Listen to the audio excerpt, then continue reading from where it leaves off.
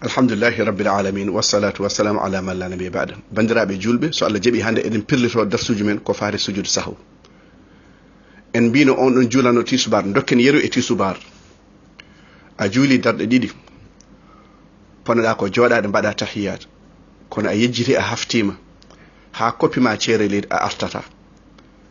Timmina juuluma, sa tahiyima a gayni, cujja laabi ɗiɗi hadama silminte. Cujja laabi ɗiɗi hadama silminte. Sa oppi tahiyat e joɗanade darɗe ɗiɗɗe tashahhud awwal o cujjata ko qabla salam. Caggal nde tahiɗa cujja laabi ɗiɗi. Wona en paami ɗo. On ɗon juulanno tisbar, o juuli darɗe tati, o anda ko tati o juuli, o anda ko ɗiɗi o juuli. Yo weddo tataɓirnde, o wiya ko ɗiɗi o juuli, o timmina juulu makko, o sujja qabla salam.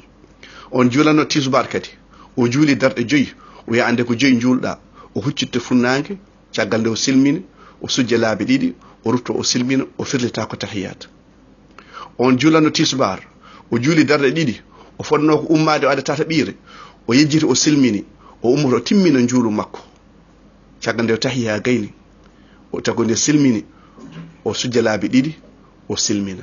E batti ndiɗo mi firlito, on cilminɗo e darɗe ɗiɗi ko nayi o fonno juulde, o habbeto ada darɗe ɗiɗi mankude ɗe, so waɗi tahiyat ha gayni, o silmini, o sujja laabi ɗiɗi, o silmina, wallahu alam.